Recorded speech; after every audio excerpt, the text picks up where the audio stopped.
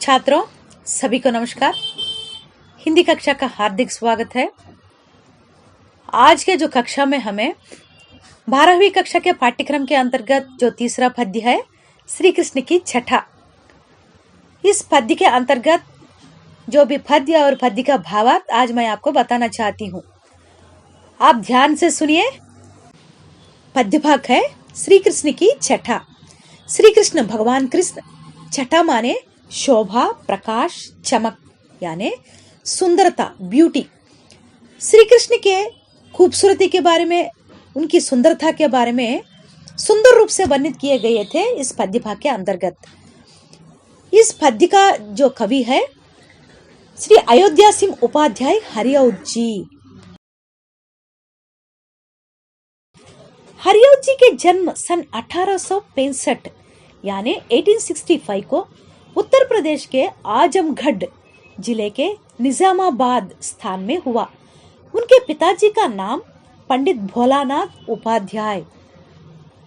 हरिऔध जी ने मिडिल परीक्षा में उत्तीर्ण हुए, किंतु स्वास्थ्य बिगड़ जाने के कारण उन्हें कॉलेज छोड़ना पड़ा।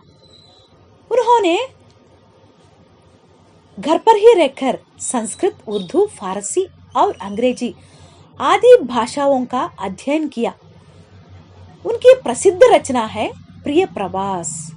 हरिऔध जी के सबसे प्रसिद्ध और महत्वपूर्ण ग्रंथ है प्रिय प्रवास।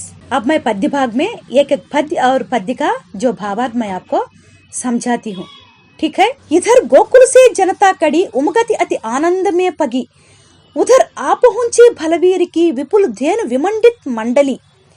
कुकुब शोभित गोरज बीच से निकलते व्रज वल्लभ योन से, कदन जो करके दिस खालिमा बिलसिता नभ में नलिनीस है। सुनिए। इधर गोकुल से, गोकुल यानी श्री कृष्ण के जन्म स्थान। श्री कृष्ण के माता का नाम यशोदा, पिता का नाम नंदा और भाई का नाम बलराम।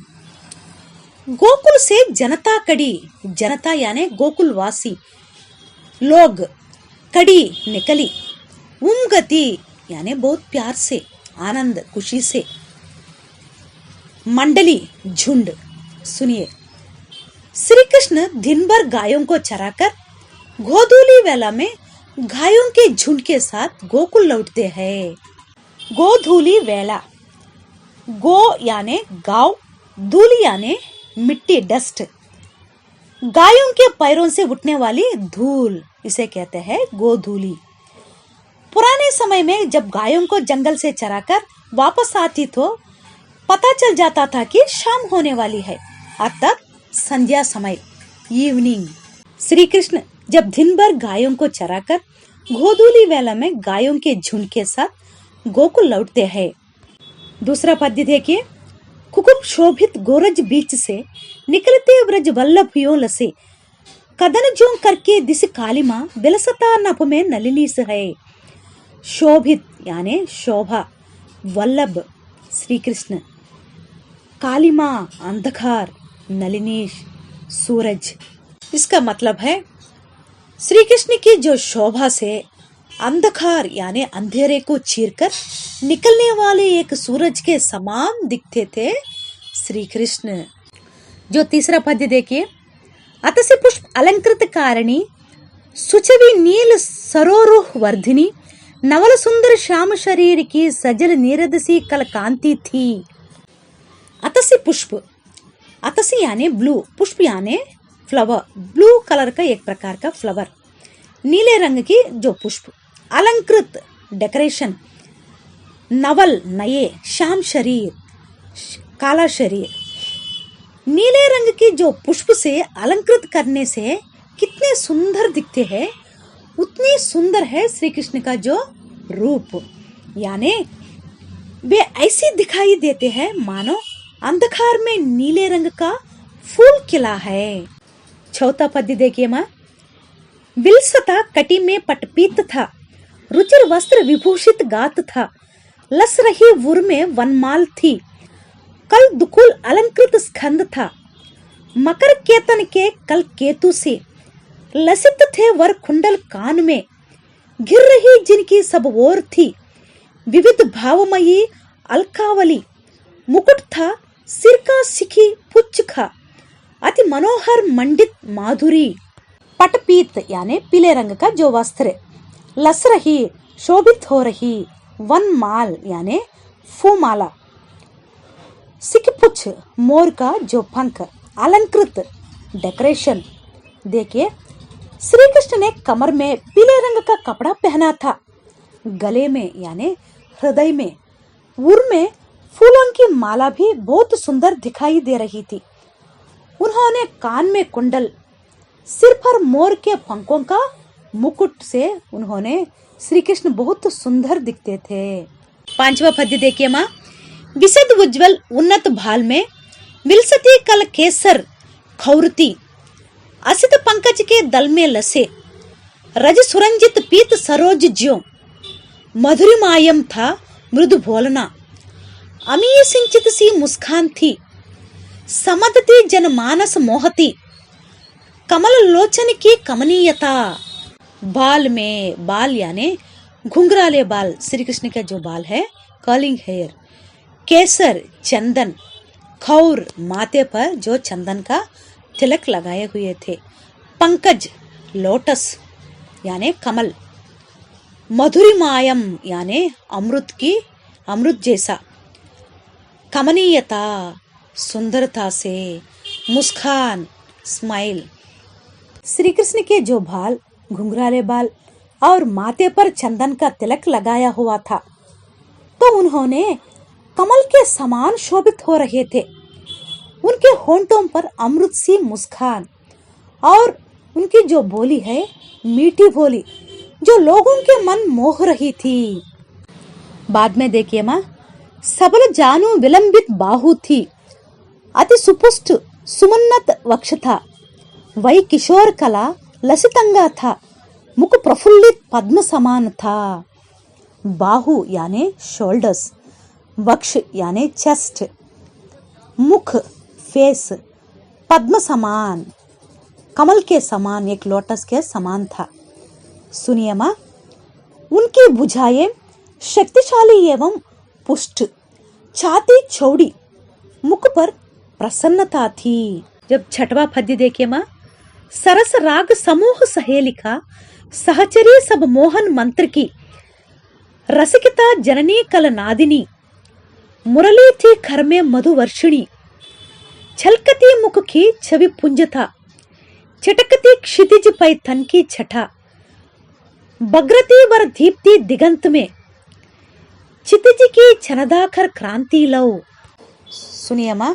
राग गाना, मुरली फ्लूट, मोहक मंत्र मुग्ध मंत्र, कर हाथ, मुख फेस, छंदाकर क्रांति चंद्रमा का प्रकाश, यानी श्री कृष्ण के मुरली से जो गाना लोगों को मुग्ध कर देते हैं। ठीक है, सुनिए। मधुर राग सुनाने वाली मुरली उनके हाथ में थी, उनके मुख की सुंदरता चारों ओर बिखरी हुई चांद के समान दिखाई दे रही थी। माँ सभी समझ रहे हैं? यहाँ तक मैं एक बार बताती हूँ, ध्यान से सुनिए। श्री कृष्ण दिन भर गायों को चराकर जब गोधूली वेला में गायों के झुंड के साथ गोकुल लौटते हैं, तब गोकुल के लोग आनंद से उनकी मनोहर शोभा देखने के लिए दौड़ने लगते हैं। वे ऐसे दिखाई देते हैं मानो अंधकार में नीले रंग का फूल खिला है। श्री कृष्ण ने कमर में पीले रंग का कपड़ा पहना था, गले में यानी उर में फूलों की माला थी, बहुत सुंदर दिखाई दे रही थी। उन्होंने कान में कुंडल, सिर पर मोर के पंखों का मुकुट था, माथे पर चंदन का तिलक लगाया हुआ था। उन्होंने कमल के समान शोभित हो रहे थे। उनके होंठों पर अमृत सी मुस्कान और मीठी बोली जो लोगों के मन मोह रही थी। उनकी भुजाएं शक्तिशाली एवं पुष्ट, छाती चौड़ी, मुख पर प्रसन्नता थी। मधुर राग सुनाने वाली मुरली उनके हाथों में थी। उनके मुख की सुंदरता चारों ओर बिखरी हुई चांदनी के समान दिखाई दे रही थी। ठीक है माँ, बाद में जो पद्य देखिए, मुदित गोकुल की जनमंडली जब व्रजाधिप सम्मुख जा पड़ी, निरखने मुख की छवि यूं लगी, त्रुषित चातक जो घन की घटा।